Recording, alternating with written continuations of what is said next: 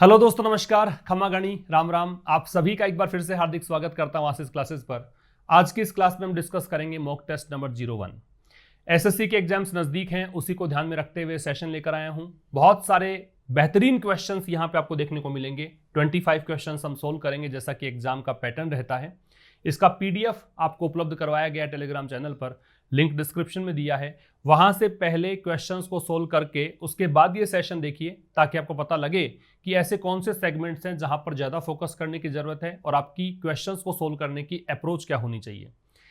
Telegram के अतिरिक्त description में आपको लिंक दिया है आशीष व्लॉग्स का, उस चैनल को भी आप जरूर से सब्सक्राइब कर लीजिए, बेल आइकन क्लिक कर लीजिए, क्योंकि वहां पर आपको वो वीडियोज मिलेंगे जो आपको मोटिवेट रखेंगे। वहां पर वो वीडियोज मिलेंगे जिससे आप अपने आप को एंटरटेन कर पाएंगे, तो वो चैनल भी सब्सक्राइब कर सकते हैं आप। आइए स्टार्ट करते हैं आज का सेशन और देखते चलिएगा। पूरा सेशन देखना है, जरूर से शेयर कर दीजिएगा ताकि और स्टूडेंट्स को बेनिफिट मिले जो भी तैयारी कर रहे हैं। यहां आपको पता लग जाएगा कि अप्रोच आपकी क्या होनी चाहिए। पहला क्वेश्चन है ऑस्टेंटेशन, आपको बताना है सिनोनिम। हालांकि आपको जो इंस्ट्रक्शन एग्जाम में मिलते हैं वो एक लाइन दे रखी होती है कि दिए गए 4 वर्ड्स में से कौन सा सिनोनिम है, कौन सा बेस्ट एक्सप्रेस करता है दिए गए वर्ड के मीनिंग को। लेकिन मैंने केवल इसलिए ताकि आपको पता लग जाए कि हमें क्या करना है। ऑस्टेंटेशन सिनोनिम बताना है। ऑस्टेंटेशन का मतलब दिखावा होता है, ठीक है। तो ऑस्टेंटेशन का सिनोनिम है भाई पॉम्प। ये आपस में सिनोनिम्स हैं, आंसर आपका ए होगा। पॉम्प के अलावा आप यहां पे शो भी कर सकते हैं, ठीक है। आप इसके अलावा प्रिटेंस भी कर सकते हैं। झूठा दिखावा होता है उसको प्रिटेंस कहते हैं, आडंबर को ऑस्टेंटेशन कह सकते हैं। तो ये इसका आपका आंसर हो जाएगा ए। बाकी जो ऑप्शंस है उसको भी हम डिस्कस करेंगे, क्योंकि ऐसा नहीं है कि आपने आंसर देख लिया दैट्स इट। आपको बाकी के ऑप्शंस पर भी डिस्कशन करना चाहिए। इसी से ही आपकी वोकैबुलरी एनरिच होगी और हो सकता है किसी एग्जाम में कहीं पर आपको इनमें से कुछ पूछ लिया जाए। एम्पल का मतलब क्या है? एम्पल का मतलब होता है सफिशिएंट, जो पर्याप्त हो, ठीक है। पर्याप्त नोट कर लीजिएगा। अबेंडेंस और प्लेंटी आपस में सिनोनिम्स हैं। इसका मतलब होता है बहुत सारी मात्रा में, बहुत ज्यादा मात्रा में। प्लेंटी कह सकते हो, अबेंडेंस कह सकते हो, बाउंटीफुल कह सकते हो। एक और सिनोनिम लिख देता हूं इसका मैं, बाउंटीफुल। ये हो गया प्रचुर मात्रा में। तो ये आपस में सिनोनिम्स हैं। ये इसका आंसर है। एम्पल का मतलब सफिशिएंट है, ठीक है भाई। दूसरा क्वेश्चन है नेविश। नेविश का सिनोनिम क्या है? तो नेविश का मतलब क्या है पहले वो जानो। नेविश का मतलब होता है डिसऑनेस्ट। नेविश का मतलब होता है डिसेप्टिव। नेविश का मतलब होता है फ्रॉडुलेंट। ये इसके मतलब है। मतलब जो धोखा देने वाला व्यक्ति हो, जो बेईमान प्रकार का व्यक्ति हो, उसे कहा जाता है। तो इसका जो आंसर आएगा वो आएगा डी, अनस्क्रूप्लस। अनस्क्रूप्लस। ये नहीं दिख रहा है आपको तो मैं थोड़ा सा इसको ऊपर कर देता हूं। ये आंसर आएगा आपका अनस्क्रूप्लस, ठीक है। बेईमान को बोलते हैं। अगर अन हट जाएगा यहां से तो इसका हो जाएगा ईमानदार। क्या हो जाएगा? ईमानदार। एडजेक्टिव है ये, OUS एंडिंग वर्ड्स एडजेक्टिव होते हैं। ऑनरेबल का मतलब सम्माननीय होता है, रेस्पेक्टेड होता है। नोबल का मतलब जिसमें नैतिक गुण हो, मोरल क्वालिटीज वाला व्यक्ति जो होता है नोबल कहलाता है। तो नोबल जो है वो इसका एंटोनिम हो सकता है ना। तो नेविश का एंटोनिम अगर चाहें यहां पे तो ये हो जाता नोबल। नोबल का मतलब जो ऑनेस्ट प्रकार का व्यक्ति है, जिसमें अच्छे गुण हैं, जो वर्चुअस है, वर्चुअस कहा जा सकता है, सद्गुण युक्त। और ट्रस्टवर्दी का मतलब होता है विश्वास करने योग्य, जिस पर विश्वास किया जा सके वो ट्रस्टवर्दी है। Is it clear? आगे आ जाइए। Question number 3, इंपीड। इंपीड का एंटोनिम बताना है आपको। इंपीड का मतलब क्या होता है? आसान सा वर्ड है, काफी बार आपने देखा होगा। रुकावट डालने को बोलते हैं इंपीड। तो इंपीड का सिनोनिम तो ये वाला है, ये तो इसका सिनोनिम हो गया। इसके साथ साथ यहां पे आप ले सकते थे हिंडर। हिंडर का मतलब भी रुकावट डालना होता है, ठीक है। एडवांस इसका ऑपोजिट हो जाएगा। फिर रुकावट डालने में आप चीजों को वहीं रोक देते हो और आगे बढ़ाते हो तो एडवांस करना हो गया। लिंगर जो शब्द है इसका मतलब होता है डोडल, या फिर इसके लिए आप कह सकते हो डिले। मतलब धीरे धीरे चलना, देरी करना, इधर उधर घूमना, उसको लिंगर कहा जाता है। मैं साथ साथ में सिनोनिम्स बता रहा हूं इनके भी, ताकि आपको कहीं पर ये वर्ड नजर आ जाए तो छोड़ के नहीं आना है, आपको करके आना है। गारंटी, ये गारंटी तो पता ही क्या होता है। अच्छा, गारंटी की स्पेलिंग इंपॉर्टेंट है, ये थोड़ा जरूर ध्यान रखिएगा आप। नंबर 4 पे है इनक्विजिटिव। इनक्विजिटिव का मतलब होता है जो हर चीज को जानना चाहे, जो बहुत ज्यादा उत्सुक हो, ठीक है। जैसे बच्चे होते हैं, बहुत ज्यादा उत्सुक होते हैं। ईगर कहा जा सकता है। आप इसके लिए नोजी कह सकते हैं, स्नूपी कह सकते हैं, क्यूरियस कह सकते हैं। ये सब सिनोनिम होते हैं इसके। जो कुछ भी चीज है उसको जानने की इच्छा रखता हो, तत्परता हो उसमें कि मैं ये भी जान लूं, ये भी जान लूं, इस प्रकार के व्यक्ति को इंक्विजिटिव कहते हैं। एंटोनिम बताना है आपको। अनकंसर्न्ड हो जाएगा, क्योंकि जिसको कोई मतलब ही नहीं हो कोई चीज से। Unconcern, neutral type, indifferent type person है वो अनकंसर्न्ड है। इनएडिक्वेट का मतलब होता है इनसफिशिएंट, ठीक है। सफिशिएंट का मतलब पर्याप्त था, इनसफिशिएंट का अपर्याप्त है। नॉट एनफ, नॉट एम्पल, ये भी कह सकते हो, अपर्याप्त। इमेच्योर का अपरिपक्व है, मैच्योर परिपक्व होता है, इमेच्योर अपरिपक्व होता है। अनकंफर्टेबल का मतलब होता है जो कंफर्टेबल ना हो, ठीक है भाई। तो 4 क्वेश्चंस हो गए हैं, आप नोट कर सकते हैं इनको। इसके बाद क्वेश्चन नंबर 5 में जाएंगे, नोट कर लो, स्क्रीनशॉट ले लो इसका। नंबर 5 देखो, वन वर्ड सब्स्टिट्यूशन पूछे आपसे। Place where a hen lives is called, जहां पे मुर्गी रहती है उसे क्या कहते हैं? उसे कहते हैं कूप।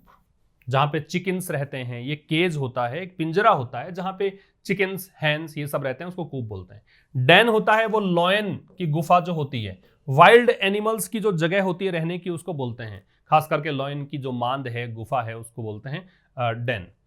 पेन, पेन एक बाड़ा होता है, एनक्लोज्ड स्पेस होता है, enclosed space for animals, enclosed space for animals मतलब जानवरों के लिए कोई अगर बाड़ा हो, बंद स्थान हो, उसे कहा जाता है पेन।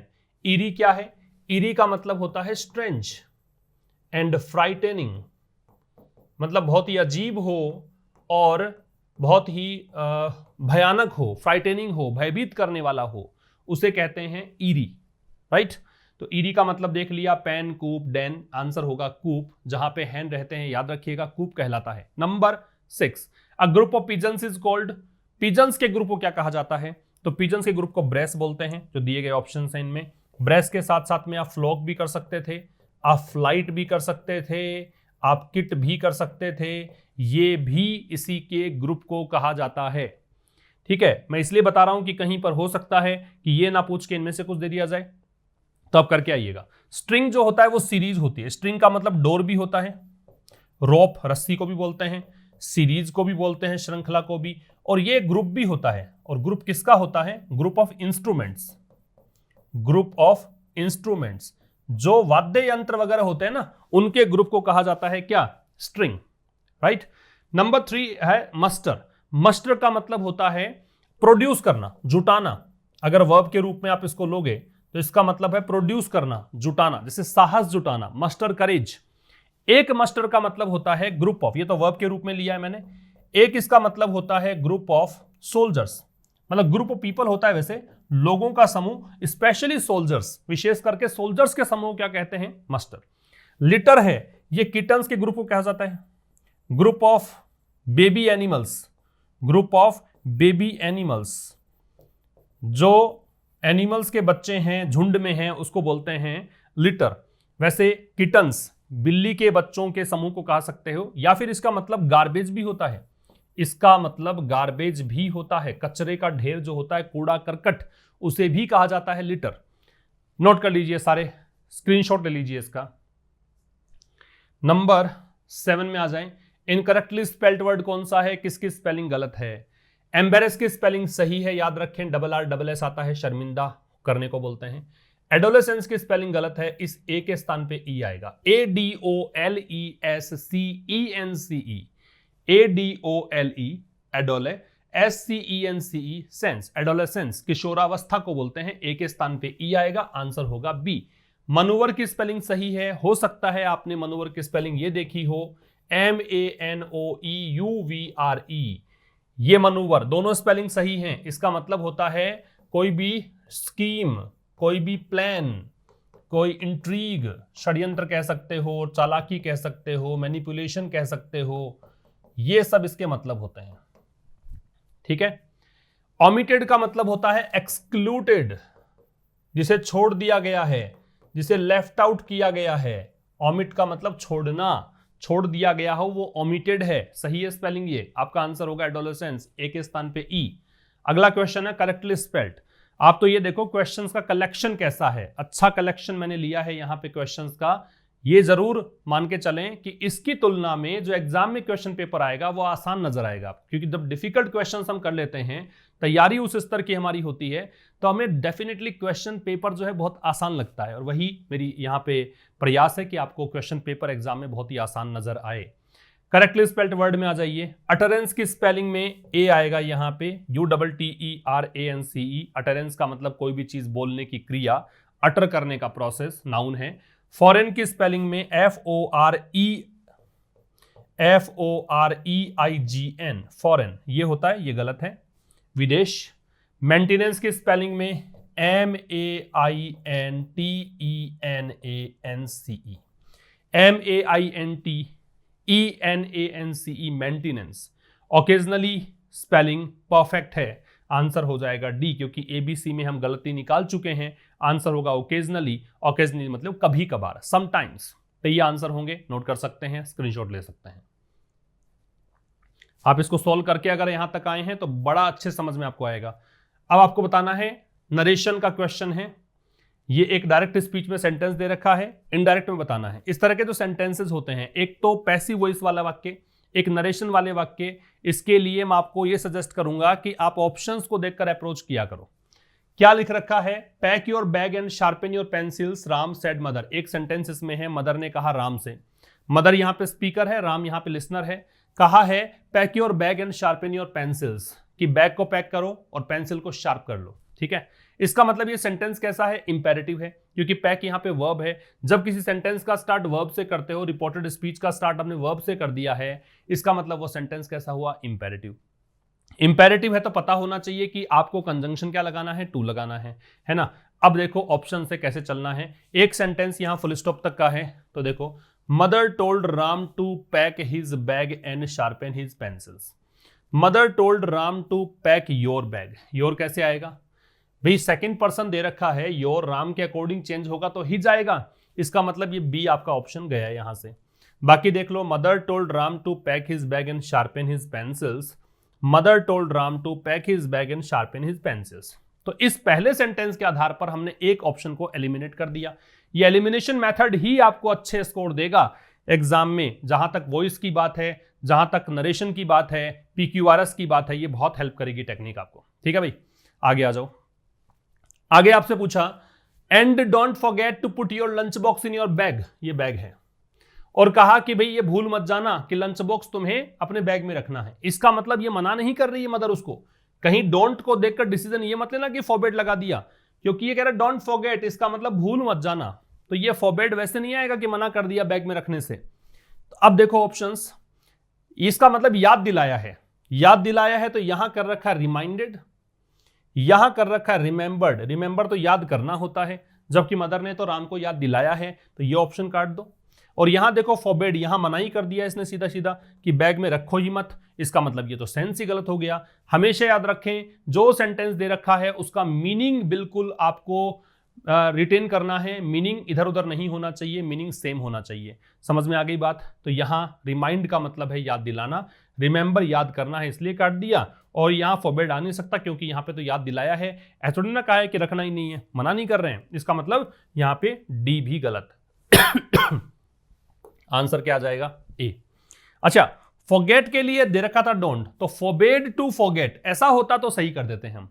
फॉरबेड टू फॉरगेट कि भूलने से इनकार कर दिया तो ठीक है, लेकिन वैसे ही आपने कर दिया यहां पे तो मना कर दिया। लंच बॉक्स रखने से तो सेंस ही अलग हो गया, इसलिए मैंने काट दिया यहां पे।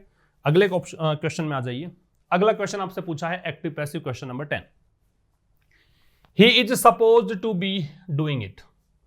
इसका सेंस निकाल लो। ये थोड़ा सेंटेंस अजीब सा है, यहां देखो पैसिव बन ही रहा है ऑलरेडी, लेकिन इसका जब भी आप कन्वर्जन करोगे तो मैंने कहा था ऑप्शन से करना है और सेंस अलग नहीं आना चाहिए। तो सेंस देखो और ऑप्शन वाइज करना है, टेंशन लेने की जरूरत नहीं, बहुत आसान हो जाएगा। ही इज सपोज्ड, उससे आशा की जाती है, टू बी डूइंग इट, कि वो ऐसा कर रहा है ना। ऐसी आशा की जाती है कि वो ऐसे कर रहा है। इसका मतलब ये भी कर सकते हो ना कि ऐसी आशा की जाती है कि ये जो काम हो रहा है ये उसके द्वारा हो रहा है। बात तो एक ही है। देखो क्या इस सेंटेंस से मीनिंग निकल रहा है, it is being done by him is supposed, कि ये उसके द्वारा किया जा रहा है। It is being done by him, उसके द्वारा किया जा रहा है, ऐसा सपोज किया जाता है, ऐसा नहीं है। यहां पे इज सपोज जो है इसको आप ऐसे कर सकते हो कि भाई ये वाला जो पार्ट है ना, इसको आप पैसिव में कन्वर्ट कर सकते हो, क्योंकि ये डूइंग आ रहा है तो बीइंग आ जाएगा। ठीक है, तो it is being done by him, ऐसा उसके द्वारा किया जा रहा है, इज सपोज्ड। यहां कह रहा है it being done is supposed by him, ये उसके द्वारा ही सपोज किया जा रहा है, ऐसा नहीं है। ये तो कहा जा रहा है कि उससे ये एक्सपेक्ट किया जाता है, उससे ये कल्पना की जाती है, ऐसा सेंस देना है, तो ये गलत है sentence. It is being supposed, अब ये इज बीइंग कैसे कर सकते हो, क्योंकि यहां तो देखो आईएनजी है ही नहीं, और जहां आईएनजी नहीं है वहां पे बीइंग नहीं लगेगा, तो ये काट दो। यहां देखो इट इज सपोज्ड, ऐसी आशा की जाती है क्या, to be being done by him, उसके द्वारा ये काम हो रहा है। बात समझ में आ रही है। इट इज सपोज्ड, अब ये जो है is supposed, he is supposed to be doing it, कहने का मतलब उससे ऐसी आशा की जाती है, उससे ऐसी कल्पना की जाती है कि वो ऐसा कर रहा है। तो ये जो काम हो रहा है ना, ये उसके द्वारा हो रहा है, ये करना है आपको। तो it is suppose to be doing being done by him, being इसलिए क्योंकि यहां पे डूइंग दे रखा है। तो ऐसे आप ऑप्शन वाइज अप्रोच से भी कर सकते हो, जहां पे डिफिकल्ट था इसलिए मैंने यहां पे लिया। ऐसे क्वेश्चंस को करने के लिए ऑप्शन की सहायता लें। आपका आंसर होगा भाई डी। अगले में आ जाए। अगला क्वेश्चन है PQRS का, सेंटेंस रीअरेंजमेंट का। मैंने कहा वॉइस नरेशन और PQRS करने का तरीका है, ऑप्शन से चलेंगे, ऑप्शन एलिमिनेशन तरीके से आपका आंसर आ जाएगा। सबसे पहले देखें कि आपके ऑप्शंस की फ्रीक्वेंसी सर्वाधिक किसकी है, मतलब किस से स्टार्ट हो रहा है। जिसकी फ्रीक्वेंसी अधिक होगी उस पर स्टिक हो जाओ, उससे फायदा होता है कि क्या तो वही आपके आंसर्स होंगे तो आपके बाकी बचे ऑप्शंस कट जाएंगे, या फिर वो नहीं होगा तो बाकी बचे ऑप्शंस पे फोकस करना है, बाकी तो ध्यान भटकाना नहीं। आप देख रहे हैं यहां पे कि R से 2 बार स्टार्ट है और Q से 2 बार स्टार्ट है। इसका मतलब हमें P और S से मतलब नहीं है। पहले स्टेटमेंट पढ़िए। स्टेटमेंट क्या है, there is a common belief, एक सामान्य सी धारणा है, that while the dog is man's best friend, की जहां कुत्ता जो होता है, डॉग जो होता है, वो इंसान का सबसे अच्छा मित्र होता है, वहीं कोयोटे एक वाइल्ड डॉग को बोलते हैं, वुल्फ की जैसे होता है, भेड़िए की जैसे दिखता है, ये उसका सबसे खराब शत्रु है। एक कॉमन सा बिलीफ है कि जहां डॉग जो है वो बेस्ट फ्रेंड है, वहीं कोयोटे है वो वर्स्ट एनिमी है। अब देखो क्यू से और आर से है। क्यू में क्या है, इट हंट्स एट नाइट, ये रात को हंट करता है, कौन, कोयोटे। ठीक है, हो सकता है। आर में देखो the bad reputation of the coyote traces back, ये जो बैड रेपुटेशन है कौन सी, कि ये सबसे खराब शत्रु है, ये जो इसकी खराब प्रतिष्ठा है ना, वो कहां से है, वो traces back to his fondness for small animals, वो इसलिए है कि छोटे जानवरों का शौकीन है। फॉन्डनेस का मतलब किस चीज का, शौक होना। ठीक है, ये छोटे जानवरों को खा जाता है, इसलिए कहा जाता है कि ये सबसे खराब शत्रु है। इसका मतलब इसको मैच करने के लिए आपको आर चाहिए पहले, है ना, क्योंकि ये पहली खराब प्रतिष्ठा, उसके बाद बाकी बातें करेंगे। तो क्यू वाले ऑप्शंस काट दो। इसके बाद देखिए आर के बाद में क्यू है, आर के बाद में एस है। आर के बाद में क्यू अगर कर दें तो क्यू में है इट हंट्स एट नाइट, अब कोयोटे के लिए है, ये रात्रि को हंट करता है, शिकार करता है, एंड इज पर्टिकुलरली डिस्ट्रक्टिव, और ये विशेष करके विनाशकारी है, किस लिए, शीप के लिए, भेड़ के लिए, यंग पिग्स सुअर के लिए, एंड पोल्ट्री और मुर्गियों के लिए। स्मॉल एनिमल्स की बात करी ना इसने, इसका मतलब इसके बाद में ये आ सकता है, बिल्कुल। आर के बाद में ऐसा आ सकता है क्या, वो देखो, yet it is sometimes wise to encourage coyotes, कि भाई कह रहा है कि फिर भी इसको कई बार एनकरेज करना, प्रोत्साहित करना अच्छा भी होता है। तो पहले बुरी बातें तो कंप्लीट कर लो, उसके बाद में अच्छे पे आएंगे। इसका मतलब आर के बाद में क्यू ही सही है, क्योंकि यहां भी नेगेटिव कॉन्सेप्ट था, यहां भी क्यू में भी नेगेटिव बात है, तो आर के बाद में क्यू आना चाहिए। आपका आंसर है भाई ए आ जाएगा। बात समझ में आ गई। और जब आप आंसर लगा चुके हो PQRS वाले सेंटेंसेस में, उसको एक बार फिर से रीड करके देखना कहीं गलत तो नहीं कर दिया है, क्योंकि ये एक चीज है ना, रीचेक करना, रिव्यू करना, ये आपको थोड़ा हेल्प करेगा एकदम सही आंसर देने में। अगले क्वेश्चन पे आ जाओ। अगले क्वेश्चन में देखो आपको ऑप्शंस दिख नहीं रहे होंगे, ऑप्शंस एक बार आप देख लें। वैसे अगर आपने PDF निकाल रखी है तो पता होगा आपको।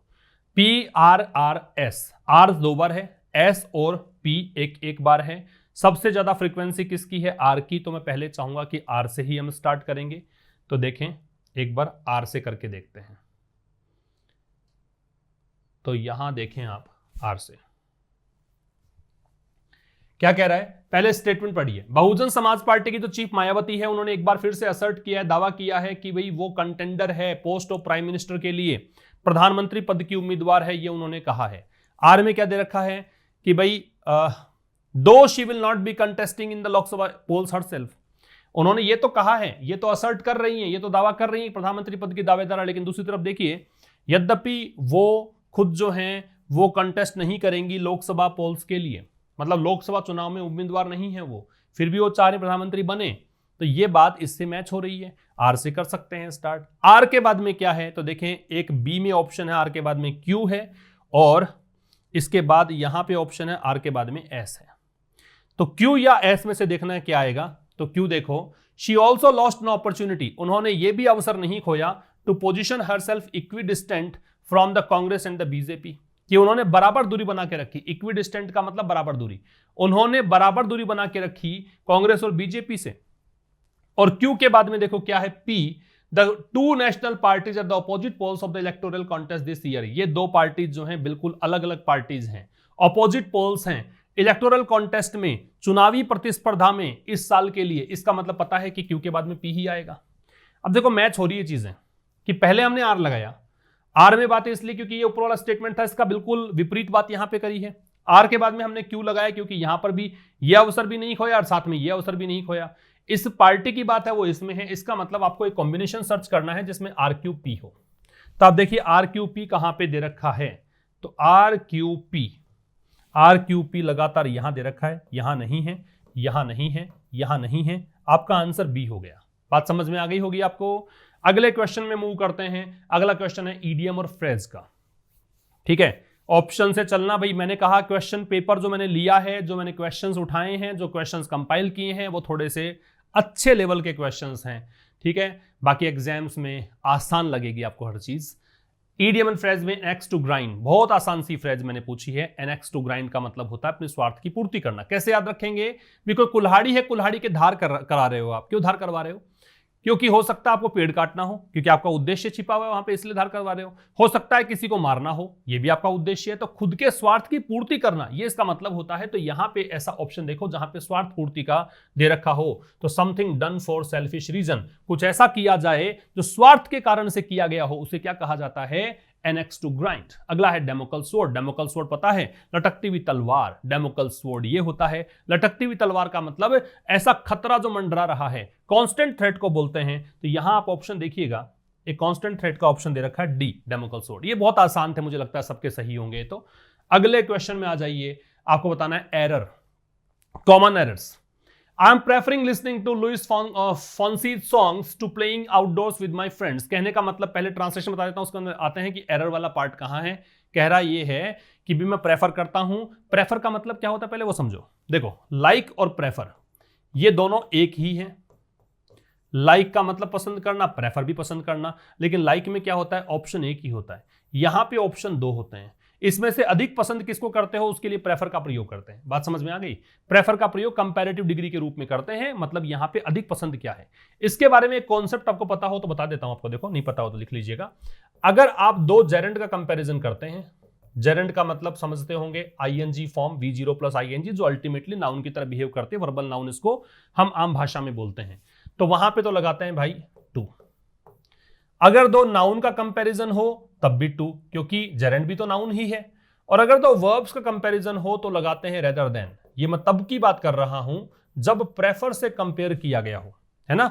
Whenever prefer has been used in any sentence, तो वहां पे आपको देखना है कि what two things have been compared there. अगर gerunds have been compared then we have to use 2। In case of noun 2 is used, but in case of verbs rather than is used instead of 2। तो यहां पे आपको देखें कि किसकी comparison है, तो कंपैरिजन हुई है लिसनिंग और प्लेइंग। कहना क्या चाह रहा है कि मैं प्रेफर करता हूं लुइस फॉन्सीज के सॉन्ग्स को सुनना, किसकी तुलना में, मेरे फ्रेंड्स के साथ बाहर खेलने की तुलना में मुझे ये ज्यादा पसंद है, ठीक है। अच्छा, लिसनिंग और प्लेइंग है, ये दोनों जेरेंड है। जेरेंड का कंपैरिजन करें तो क्या लगाते हैं, 2 लगाते हैं। यहां 2 आ रहा है, बिल्कुल ठीक है। तो गलती कहां है फिर, गलती है भाई यहां पे, ये वाला पार्ट है ना, इसमें प्रेफरिंग नहीं होगा, क्योंकि प्रेफर में आईएनजी अब तब लगा सकते हैं जब या तो ये यूज किया गया हो किस रूप में, जेरेंड के रूप में, और जब या फिर यूज किया गया पार्टिसिपल के रूप में। जेरेंड ये है, ये जेरेंड नहीं है यहाँ पे, क्योंकि जेरेंड अगर होता तो ये सेंटेंस का सब्जेक्ट या ऑब्जेक्ट होता, जेरेंड तो नाउन होता है, तो ये सेंटेंस का सब्जेक्ट या ऑब्जेक्ट होता, या पजेसिव केस में होता, या प्रीपोजिशन का ऑब्जेक्ट होता। ऐसा कुछ भी नहीं है यहाँ पे। इसका मतलब ये सामान्य क्रिया है, और सामान्य क्रिया अगर ये है तो एम प्रेफरिंग नहीं आएगा, प्रेफर आएगा, आई प्रेफर। समझ में आ गई बात? तो ये कहानी कहां पे है? ए में। ये एम प्रेफरिंग के स्थान पे प्रेफर होना चाहिए था। ठीक है, अगले क्वेश्चन पे आ जाइए। देखो, honour and glory are a brave soldiers reward who is always standing at border to protect us. मतलब एक बहादुर सैनिक के लिए सम्मान की बात क्या है? ऑनर एंड ग्लोरी, यश कीर्ति। वो बहादुर सोल्जर जो हमेशा खड़ा होता है बॉर्डर पर हमें सुरक्षित रखने के लिए, हमें प्रोटेक्ट करने के लिए। तो यहां दोस्तों गलती ये है कि भाई ऑनर एंड ग्लोरी जो है वो पेयर वर्ड है। ये पेयर वर्ड होते हैं ना, कई पेयर वर्ड होते ही हैं, जैसे हैंड एंड ग्लव होता है, कमिंग एंड गोइंग होता है, ब्रेड एंड बटर है, राइस एंड करी है। ये सब पेयर वर्ड्स हैं। सब्जेक्ट वर्ब अग्रीमेंट टॉपिक में पढ़ा होगा आपने, वहां पे वर्ब कैसी लगती है? Singular is. कई बार ये कॉन्सेप्ट कंफ्यूज कर जाता है। तो यहां देख लो रिवॉर्ड दे रखा है। अगर ये रिवॉर्ड्स होता तो मानते हैं ना कि ऑनर अलग है, ग्लोरी अलग है, लेकिन रिवॉर्ड दे रखा है, एक वचन की बात कर रखी है, इस कारण से इज आएगा। तो यहां पे गलती कौन सी हो गई? ए पार्ट में एरर है, आर के स्थान पे क्या आना चाहिए? इज आना चाहिए। क्लियर है भाई? अगले क्वेश्चन में आ जाओ। अगला क्वेश्चन आ गए दो, कौन से? फिल इन द ब्लैंक्स के। देखिए, the property of mister Sohan Mishra was properly distributed dash Ram Ritesh and Shweta. आप में से लगभग यहां पे आंसर करके आएंगे अमंग या अमंगेस्ट। पहले तो मेरी बात समझ लो, अमंग और अमंगेस्ट में डिफरेंस नहीं है मॉडर्न इंग्लिश के अनुसार। वैसे बारीक सा अंतर होता है कि इसके बाद थोड़ा कान खोल के सुन लेना चीजों को, ये बारीक सा अंतर है, लेकिन आज की इंग्लिश में अमंग अमंगेस्ट बिना किसी अंतर के कहीं पर भी यूज होते हैं, कोई प्रॉब्लम नहीं है। तो वैसे अगर थोड़ा सा ये पता होता तो वैसे ही ए और बी कट जाता है यहां पे। ठीक है, अच्छा, अमंग का प्रयोग है और अमंगेस्ट का प्रयोग, बारीक सा अंतर क्या होता है वो बता रहा हूं। अगर इसके बाद दे रखा है, जैसे among the boys, amongst the boys, दोनों सही होते हैं। अगर THE दे रखा है तो बोथ आर राइट। अगर दे नहीं दे रखा है then we have to see the sound of the first letter of the given noun. पहले लेटर का साउंड देखना होता है। जो भी वर्ड दे रखा है तो उसका साउंड अगर कॉन्सोनेंट साउंड है तो यूज करते हैं अमंग का, अगर वाउल साउंड है, स्वर ध्वनि है, तो अमंगस्ट का यूज होता है। This is the chief difference, this is the key difference between both the words. ठीक है, लेकिन आज की इंग्लिश में दोनों का कहीं भी यूज कर सकते हो। अच्छा जी, यहां 3 दे रखे हैं आपको, लेकिन तीनों के नाम दे रखे हैं। भी संख्या चाहे 3 हो, 4 हो, 5 हो, 6 हो, 7 हो, क्या फर्क पड़ता है? आपको अगर स्पेसिफिकली आपको डिस्क्रिप्शन दे रखा है, आपको उसका नाम दे रखा है, तो फिर वहां पे आपको यूज करना है बिटवीन। अगर यहां पे ऐसे होता बिटवीन 3 पर्सन्स तो वहां पे करते अमंग, अमंग 3 पर्सन्स, लेकिन नाम दे दिए तो लगाएंगे बिटवीन। याद रखिएगा इस कॉन्सेप्ट को। अगले क्वेश्चन पे आ जाइए। अगला क्वेश्चन पूछा है कि क्वैक, क्वैक मतलब अर्थक्वैक, भूकंप, भूकंप के कारण क्या हुआ? भूकंप ने यह भी कर दिया कि मड स्लाइड होना शुरू कर दिया। जैसे लैंडस्लाइड भूमि खिसकना, वैसे मड स्लाइड होता है। तो मड स्लाइड होना शुरू हो गया कहां पे? Outskirts of the city. Outskirts का मतलब होता है बाहरी क्षेत्र, आउटस्कर्ट का मतलब होता है बाहर का क्षेत्र, आउटर रीजन, याद रखिएगा। तो बाहरी क्षेत्र जो है शहर का, वहां पे मड स्लाइडिंग होने लग गई। किस कारण से? इसके कारण। इसका मतलब ये कारण बना, तो मैं यहां पे ये ऑप्शन लगा सकता हूं क्या, कोज्ड, कि ये कारण बना इसका। अब कहोगे सर कोज्ड तो ऑप्शन ही नहीं है। भाई बिल्कुल सही कह रहे हो आप, लेकिन कोज्ड की जगह पे यहां पे ये तो लगा ही सकते हो ना। कोज्ड तो यहां पे ऑप्शन नहीं है, लेकिन यहां ट्रिगर तो है। ट्रिगर का मतलब भी यही होता है, उत्प्रेरित कर देना, कोज करना, कारण बनना। ये टेम्पर है, ये बॉल टेम्परिंग आपने क्रिकेट में सुनी होगी। बॉल से छेड़छाड़, बॉल टेम्परिंग, विवाद, कई बार सुना होगा आपने क्रिकेट में, वो टेम्पर है। ये टेम्पर है, वो स्वभाव को बोलते हैं, लेकिन ये तो वर्ब के रूप में है। तो वर्ब के रूप में इसका मतलब होता है लेसन, कम करना, TEMPER। टेम्पर का मतलब होता है लेसन, कम करना। अगर ये नाउन होता तो इसका मतलब स्वभाव होता। शॉर्ट टेम्पर्ड पर्सन सुना होगा आपने, जिसको गुस्सा जल्दी आता है, वो शॉर्ट टेम्पर्ड है। इरप्टेड, अचानक से प्रस्फुटित होना, जैसे ज्वालामुखी में विस्फोट हुआ तो इरप्ट होता है। सडन एक इमर्ज होना का जो प्रोसेस है उसको बोलते हैं इरप्ट होना। ठीक है, नेक्स्ट में आ जाएं। अगले 2 क्वेश्चन है, improve the sentences, sentence improvement, sentence correction, कुछ भी कह दीजिए। पहला देखो, he refuse the charge brought against him. जो भी आरोप उस पर लगाए गए उससे उसने इनकार कर दिया। रिफ्यूज का प्रयोग याद रखें प्रपोजल के लिए किया जाता है। जब भी कोई प्रस्ताव हो, उससे इनकार करना हो, प्रस्ताव को अस्वीकार करना हो, तो वहां पे रिफ्यूज। अदरवाइज इनकार करने के अर्थ में क्या लगाएंगे? डिनाई। तो यहां पे डिनाई आएगा। उन्होंने इनकार कर दिया कि आरोप है वो सब झूठे हैं। खंडन करना जो है वो है डिनाई। ठीक है, डिसअग्री असहमत होना, डिसऑन बेदखल करना, संपत्ति से बेदखल कर दिया तो वो डिसऑन है।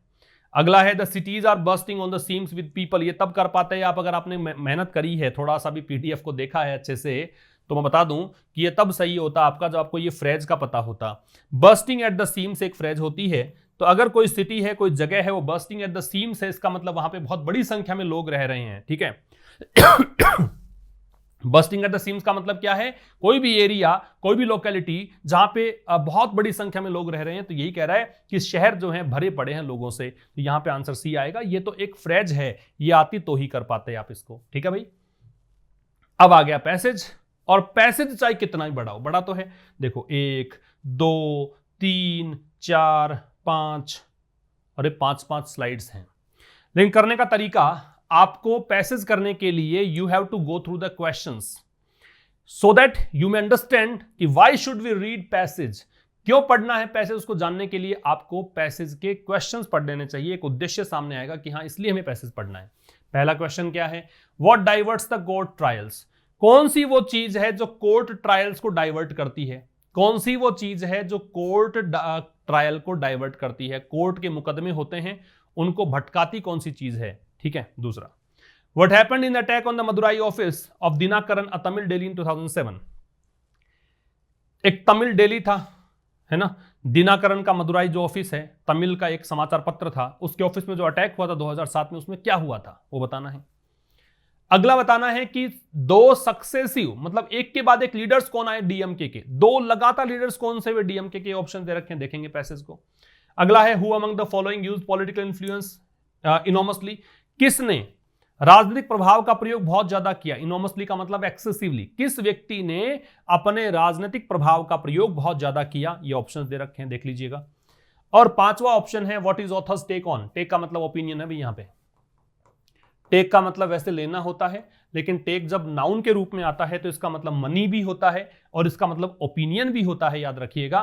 तो ये कह रहा है कि क्या लेखक का राय है किसको लेकर, एक्शंस को लेकर, कौन से एक्शंस जो मद्रास हाईकोर्ट के द्वारा जो लिए गए एक्शंस हैं उन पर लेखक की राय क्या है, ठीक है। ये सब देखना है, इन्हीं के लिए पैसेज पढ़ना है। तो आइए पैसेज को पढ़ना स्टार्ट करते हैं। जहां पे भी आंसर मिल जाए वहां पे फटाफट टिक कर लीजिएगा, यही बस आपको सीखना है पैसेज में। देखो वैसे आसान है, न्यूज़पेपर से लिया गया ये एक पार्ट है। इट इज नॉट ऑफन, मतलब अक्सर ऐसा नहीं होता। अब देखो मैं यहां पे ऐसा नहीं है कि हर एक वर्ड का मीनिंग, ग्रामर ये सब बताऊंगा, मैं पैसेज पढ़ने तरीका बता रहा हूं। पैसेज तब सही कर पाओगे और तब कम टाइम में कर पाओगे जब आपको स्कीमिंग आएगी। स्कीमिंग का मतलब पढ़ते पढ़ते समझ जाना, बस ऊपर ऊपर से देखा कहानी समझ में आ जाए। पूरे आप अगर गहराई में जाओगे पैसेज को करने में तो टाइम बहुत ज्यादा लगेगा। तो अक्सर ऐसा नहीं होता है कि राजनीतिक गुंडागर्दी, होलीगनिज्म का मतलब गुंडागर्दी है, नोट कर लेना भाई। ऐसा अक्सर नहीं होता कि राजनीतिक गुंडागर्दी को पनिश किया जाता है कोर्ट ऑफ लॉ में, कोर्ट में, ठीक है।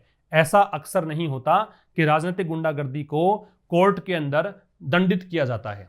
ऐसे केसेस जिनमें लॉस ऑफ लाइफ होता है, मतलब जनहानि हो जाती है, लोग मर जाते हैं, इन्वेस्टिगेशन और prosecution tend to become inescapable. तो ऐसे केस जहां पे जनहानि हो जाती है वहां पे इन्वेस्टिगेशन भी होती है, वहां पे प्रोसिक्यूशन मुकदमा भी होता है, और ये इनएस्केपेबल मतलब बच नहीं सकते इनसे। जहां जनहानि हो गई वहां जरूर ऐसा हो जाता है कि मुकदमा चलता पड़ताल होती है, but the trials are often derailed. लेकिन जो मुकदमा होता है ना उसको डिरेल कर दिया, मतलब भटका दिया जाता है, पटरी से उतार दिया जाता है। किस कारण से, नेक्सस बिटवीन, नेक्सस का मतलब नोट कर लो, इंपॉर्टेंट है, कनेक्शन को बोलते हैं, संबंध को बोलते हैं। जनरली राजनीतिक संबंधों के लिए वर्ड यूज करते हैं। तो ये डिरेल कब होते हैं, जब पार्टी हैवीवेट्स का मतलब नोट कर लो, इंपॉर्टेंट पर्सन को बोलते हैं, या फिर बिग विग, बहुत ही महत्वपूर्ण व्यक्ति हो उसको बोलते हैं heavyweight. And police officers who lean on का मतलब क्या होता है, कोई भी काम करने पे तुला हुआ होना, झुका हुआ होना। Witnesses to court to turn hostile, कोई विटनेस हॉस्टाइल हो जाता है, इसका मतलब अपनी बात से मुकर जाता है। पहले कहेगा हाँ मैंने देखा मर्डर हुआ था, कोर्ट में बुलाया तो किसी दबाव में कह देगा मैंने तो नहीं देखा, कुछ नहीं हुआ था ऐसा, इसको बोलते हैं टर्न हॉस्टाइल, ठीक है। तो कह रहा है कि भाई अक्सर ऐसा नहीं होता है कि राजनीतिक गुंडागर्दी को पनिश किया जाता है कोर्ट में, लेकिन ऐसे केसेस में जहां पे जनहानि हो जाती है वहां पे मुकदमा भी चलता है, जांच पड़ताल भी होती है। लेकिन जब ये मुकदमा चलता है ना, तो उसमें मुकदमे को डाइवर्ट कर दिया जाता है, डिरेल कर दिया जाता है। किसके कारण? पार्टी के बड़े बड़े नेताओं और पुलिस ऑफिसर्स की साठगांठ के कारण, इनके कनेक्शन के कारण। वो पुलिस ऑफिसर्स जो गवाह होते हैं, विटनेसेस होते हैं, जो प्रत्यक्षदर्शी होते हैं, उन पर तुले हुए होते हैं कि वो बदल दें इनकी राय को, वो हॉस्टाइल हो जाएं, ऐसा कोशिश करते हैं। एक प्रश्न का आंसर आ गया आपका। क्या प्रश्न था कि भाई यहां पे ये देखिए क्वेश्चन था आपका कौन सा, ये वाला। कोर्ट ट्रायल को डाइवर्ट क्या करती है चीज, कौन डाइवर्ट करता है? तो डाइवर्ट करता है ये कॉल्यूजन ऑफ। कॉल्यूजन का मतलब साठगांठ होता है, एक और वर्ड होता है यहां पे कॉलिजन। ऐसा प्रश्न आपके प्रीवियस ईयर पेपर में पूछा गया था। कॉलिजन का मतलब क्लैश है, टकराव है, और कॉल्यूजन का मतलब साठगांठ है, नेक्सस है, कनेक्शन है। तो साठगांठ किसके बीच में? राजनेताओं की साठगांठ पुलिस ऑफिसर्स के साथ। इस कारण से पहले का आंसर आ गया। आगे बढ़ते हैं। आगे पूछा इसमें, it is there for gratifying. Gratifying का मतलब होता है संतुष्टिजनक, इसीलिए संतुष्टिजनक है। भाई इसने कहा कि भाई मुकदमे चलने देते नहीं है, प्रोसेसिंग ढंग से होने देते नहीं है। किस कारण? की राजनेता जो हैं वो मिले हुए होते हैं पुलिस ऑफिसर्स के साथ। आगे कह रहा है लेकिन ये संतुष्टिजनक है कि मद्रास हाई कोर्ट है, उसने ये माउल्ड जो है, ये जो मिथक है, ये जो पैटर्न है, उसको तोड़ दिया है। To set aside the perverse acquittal of all those. Set aside एक तरफ कर देना, इग्नोर कर देना। कि इसने परवर्स का मतलब क्या होता है? परवर्स का मतलब जो चीज अनएक्सपेक्टेड है, जो चीज स्ट्रेंज है, जो अजीबोगरीब तरीके से, गलत तरीके से, भ्रष्ट तरीके से। एक्विटल ऑफ, एक्विटल का मतलब एक्विट से बनता है, एक्विट का मतलब दोष मुक्त कर देना, छोड़ देना। कि गलत तरीके से जो अपराधियों को छोड़ दिया जाता है, उन लोगों को जो कि अटैक में शामिल थे। मदुराई ऑफिस ऑफ दिनाकरन, जो दिनाकरन तो तमिल डेली है, इसके ऑफिस के अंदर जो अटैक हुआ था 2007 के अंदर, उसमें जो अभियुक्त थे, जो भी आरोपी थे, इनको छोड़ने की बात इसने दरकिनार कर दी इस कोर्ट ने। ये अच्छा किया। और क्या किया इसने? Sentenced 9 of them to life, और 9 को उम्र कैद की सजा सुनाई। तो प्रश्न पूछा था कि मद्रास हाई कोर्ट के बारे में क्या विचार है लेखक के, तो इस वर्ड से समझ जाओ, विचार बड़े पॉजिटिव हैं कि संतुष्टिजनक रहा कि इसने आरोपियों को जेल दिलवाई, उम्र कैद दिलवाई। तो इस प्रश्न का आंसर हम करेंगे, पॉजिटिव आंसर यहां पे देखना है। तो यहां कौन सा क्वेश्चन था? ये वाला, कि लेखक का क्या विचार है मद्रास हाई कोर्ट के बारे में। तो देखो यहां कह रखा है कि मद्रास हाई कोर्ट का जो एटीट्यूड था वो इर्रेस्पॉन्सिबल था, गैर जिम्मेदारानापूर्ण था। मैं कह रहा हूं कि पॉजिटिव आएगा तो काट दो। Court allowed politicians to get a clean chit despite being involved in crime. Court ने अपराधियों को, राजनेताओं को अलाउ कर दिया कि वो क्लीन चिट उनको मिल जाए, इसके बावजूद कि अपराध में वो शामिल थे। भी नेगेटिव पॉइंट है, काट दो। Court was very passive, court बहुत निष्क्रिय था, नेगेटिव है, काट दो। अपने आप आंसर ये आएगा, पढ़ के देख लो। Court has done commendable work. Commendable का मतलब होता है प्रेज वर्दी, लिख लीजिएगा। कुछ वर्ड्स मिले हैं, इंपॉर्टेंट है इसलिए मैंने लिखवाए हैं यहां पे। प्रेज वर्दी, प्रशंसा के योग्य। तो कोर्ट ने प्रशंसा के योग्य कार्य किया है और जस्टिस दिलाया है विक्टिम्स को, पीड़ितों को। यह सही था, ठीक है, ग्रेटिफाइंग था, इसलिए मैंने यहां पे निष्कर्ष पे पहुंचे हम ऐसा करने के लिए। अगले में आ जाइए। तो यहां आगे बोला है 3 persons were killed due to suffocation. इस हमले में हुआ क्या? इस हमले में 3 लोग मर गए सफोकेशन के कारण। After parts of the office were set on fire. और ये कब हुआ? जब ऑफिस के कुछ हिस्सों में आग लगा दी गई। किसके द्वारा? भीड़ के द्वारा। और ये भीड़ किसकी थी? एम के अलागिरी की, ठीक है। एलिजियंस का मतलब लॉयल्टी होता है, तो जो लॉयल थे, वफादार थे एम के अलागिरी के, उसके कारण ये आग लगी। और ये कौन था? ये बड़ा बेटा था एम करुणानिधि का, और फिर एक पावरफुल द्रविड़ मुनित्र खजगम लीडर बना, ठीक है। किसमें? टेंपल सिटी, तमिलनाडु में। तमिलनाडु को टेंपल सिटी भी कहा जाता है। तो यहां पे इस पार्टी का नेता भी बना। एम करुणानिधि का बेटा था, बड़ा बेटा था। इसके कहने पर यह हमला हुआ था दिनाकरन डेली में। अब ये यहां पे एक प्रश्न का आंसर और आ गया कि आपसे पूछा कि उस 2007 के हमले में हुआ क्या था। तो 3 लोग मर गए थे सफोकेशन के कारण, यह हुआ था। तो देखो यहां पे 3 लोग मर गए सफोकेशन के कारण, यह आंसर आएगा, ठीक है। इसके बाद देखो 3 क्वेश्चंस के आंसर तो आ गए।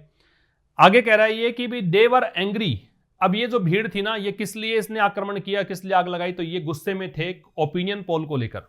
ओपिनियन पोल समझते हो, किसकी कितनी सीट्स आएगी, चुनाव होने के बाद में ओपिनियन पोल जारी करते हैं चैनल्स वगैरह। तो इस अखबार ने ओपिनियन पोल जारी किया था, उसको लेकर गुस्से में थे। Which is part of the Sun group of Kalanidhi Maran. अब ये जो अखबार था ना, ये किसका हिस्सा था? सन ग्रुप का। सन ग्रुप किसका था? कलानिधि मारन का। कलानिधि मारन कौन थे? ग्रैंड नेफ्यू थे एम करुणानिधि के, और क्या थे? भाई थे भूतपूर्व यूनियन मिनिस्टर दयानिधि मारन के। इससे कोई लेना देना नहीं है, हमारे क्वेश्चंस के आंसर आने चाहिए। द पोल हैड क्लेम्ड, इस चुनाव इस पोल में, ओपिनियन पोल में दावा किया गया था कि mister Alagiri was less popular, कि अलागिरी जो थे वो प्रसिद्ध नहीं थे इतने, लोगों में इतनी उनकी छवि अच्छी नहीं थी। किन की तुलना में? अपने भाई एम के स्टालिन की तुलना में। एम के स्टालिन इनके अपेक्षा चुनाव जीतने वाले थे, अधिक लोकप्रिय नेता थे।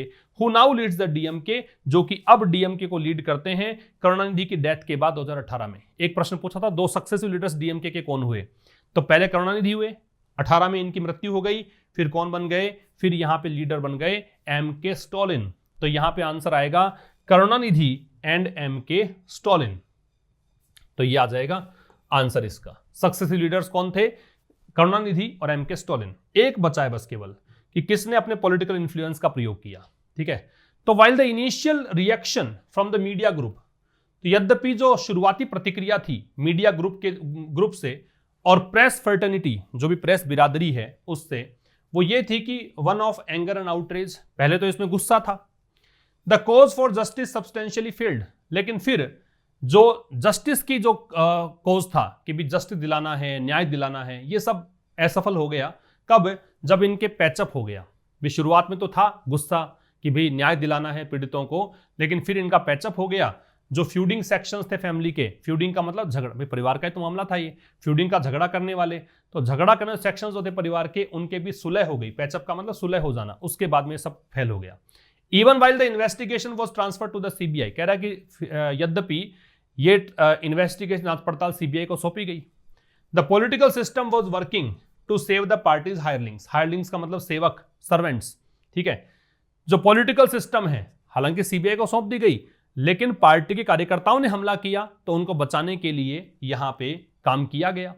मोस्ट विटनेसेस टर्न होस्टाइल, अधिकांश जो गवाह थे वो सब होस्टाइल हो गए, उन्होंने मुकर गए कोर्ट में। द ट्रायल जज rejected even photographic and videographic evidence on technical grounds, और तकनीकी आधार पर जो मुकदमे की सुनवाई कर रहा था जज, उसने मना कर दिया। उसने कहा कि जो आपने एविडेंस दिए ना, चाहे फोटो दिखाई हो, वीडियो फुटेज दिखाई हो, वो सब बकवास है। और सीबीआई जो है वो असफल हो गई to bring home the guilt of the assailants. Bring home का मतलब होता है मेक क्लियर, स्पष्ट कर देना कि जो एसेलेंट्स हैं, जो आक्रमणकारी हैं, ये है अटैकर, अटैकर को बोलते हैं एसेलेंट्स। जो आक्रमणकारी हैं उनके दोष को साबित करने में असफल होगी सीबीआई भी। तो इसका मतलब कुछ रिजल्ट नहीं निकला। The high court has noted, high court ने नोट किया है कि जो आई विटनेसेस थे who shied away from deposing in favour of the prosecution were Dinakaran's own reporters. तो कह रहा है कि भी हाई कोर्ट ने यह नोट किया कि आई विटनेसेस कौन थे। आई विटनेसेस उनके बारे में बताया जो शाई अवे हो गए, जो बचकर निकल गए। फ्रॉम डिपोजिंग, इन डिपोज का मतलब वैसे अपदस्थ करना होता है। इन फेवर ऑफ प्रोसिक्यूशन कहने का मतलब यहां पे कह रहा है कि भी जो आई विटनेसेस थे जो टर्न होस्टाइल हुए, ये हाई कोर्ट ने नोट किया। जो आई विटनेसेस प्रत्यक्षदर्शी थे वो कौन थे? दिनाकरन के खुद के रिपोर्टर्स, मतलब जो अखबार था उसके रिपोर्टर्स ही थे, उसी के फोटोग्राफर्स थे। अदर जर्नलिस्ट थे हु कवर्ड द इवेंट, जो बाकी के पत्रकारों ने इस इवेंट को कवर किया। और अनेकों जो पुलिस अधिकारी थे जो कि स्पॉट पर मौजूद थे जब प्रोटेस्ट यहां पे हिंसक हो रहा था। And dozens of party cadre, और दर्जनों जो पार्टी कार्यकर्ता थे जो वहां पे इकट्ठा हो रहे थे विद लीथल इंटेंट, वो घातक इरादों के साथ वहां पे इकट्ठा थे। ठीक है, ये सब कहा। ठीक है, तो ये कह रहा है कि भाई इस कोर्ट ने ये मान लिया, ये सब बता दिया। अभी तक हमारा उद्देश्य पूरा नहीं, हमारा उद्देश्य पूरा होगा वहीं पर हम टिक कर देंगे। बस हम पैसेज से मतलब है, हमें क्वेश्चंस के आंसर से मतलब है। It has made a dark but possibly opposite, opposite का मतलब नोट कर लो, इंपॉर्टेंट है। इसका मतलब होता है एप्रोप्रिएट, एप्रोप्रिएट उपयुक्त को बोलते हैं। ठीक है, it has made a dark but possibly opposite comparison, तो इसने, किसने? हाई कोर्ट ने इस केस की तुलना बड़ी ही एक भयानक से केस से करी। डार्क केस मतलब थोड़ा सा एक क्या कह सकते हो, नेगेटिव केस था, लेकिन उपयुक्त कंपैरिजन किया। और किससे किया? बेस्ट बेकरी केस से। इसमें क्या हुआ था? इसमें भी एक मुख्य विटनेस थी जो कि हॉस्टाइल हो गई थी, एक महिला थी, प्रत्यक्षदर्शी थी, जो कि वहां पे मुकर गई थी। फिर बाद में ये देखा गया, बाद में ये रिवील किया गया, ये उजागर किया गया कि उसने झूठ बोला था डर के मारे। उनको डर था कि उनकी जिंदगी जा सकती है। बेंच ने पुलअप किया। पुलअप का मतलब नोट कर लो, क्रिटिसाइज करना, कंडेम करना, डिक्राई करना, आलोचना करना। बेंच ने, जो पीठ थी, उसने ट्रायल जज की आलोचना करी। किस लिए? कि इसने परवर्सिटी मैनिफेस्ट दर्शाना, कि इसने भ्रष्टता दिखाई है। जो कह रहा था ना कि वीडियो फुटेज काम के नहीं है, फोटोग्राफिक एविडेंस काम के नहीं है, तो उस जज को आड़े हाथों लिया। In his treatment of evidence, उसने जिस प्रकार से ट्रीटमेंट दिखाया एविडेंस का, specially in rejecting on flimsy grounds, है ना, कहा फ्लिम्जी ग्राउंड्स, मतलब फ्लिम्जी का मतलब दुबला पतला होता है, यहां पे बिल्कुल बेसलेस कह सकते हो, आधारहीन कह सकते हो। आधारहीन कारण बताए क्या? The testimony of forensic experts. जो फॉरेंसिक एक्सपर्ट्स की यहां पे टेस्टिमनी का सबूत होता है। फॉरेंसिक में गई, जांच हुई, उसमें पता लगा कि भाई कोई साइन नहीं है मैनिपुलेशन का। मैनिपुलेशन तोड़ मरोड़ना, डिस्टोर्ट करना, कि कोई भी एविडेंस को तोड़ा मरोड़ा नहीं गया है, सबूत बिल्कुल सही है। टेम्परिंग इन द फोटोग्राफ्स, कोई भी छेड़छाड़ नहीं हुई है। टेम्पर का बताया था, TAMPER, छेड़छाड़ होता है। फोटोग्राफ के साथ या फुटेज के साथ कोई भी छेड़छाड़ नहीं हुई है ना। जो भी कोर्ट में प्रेजेंट किए गए थे उसको भी इसने खारिज कर दिया था, इसको आड़े हाथों लिया। इट वॉज वेल नोन, ये सबको ध्यान था, पब्लिक को ध्यान था कि mister Alagiri wielded enormous clout. Clout का मतलब होता है इन्फ्लुएंस, प्रभाव। इनोमस का मतलब होता है ह्यूज, बहुत बड़ा। विल्डेड का मतलब यूज किया। अलागिरी ने अपना प्रभाव यूज किया उस समय। प्रश्न क्या था? पॉलिटिकल इन्फ्लुएंस किसने यूज किया? हमारा आंसर आ गया, हमें कोई मतलब नहीं आगे क्या दे रखा है इसके अंदर। तो आ जाइए क्वेश्चंस पे। क्वेश्चन दे रखा आपको ये वाला, MK अलागिरी, ठीक है, ये आंसर आ जाएगा। पॉलिटिकल इन्फ्लुएंस इनोमसली किसने यूज किया? अलागिरी ने यूज किया। तो ये आपका कंप्लीट हो गया पहला पेपर, ठीक है।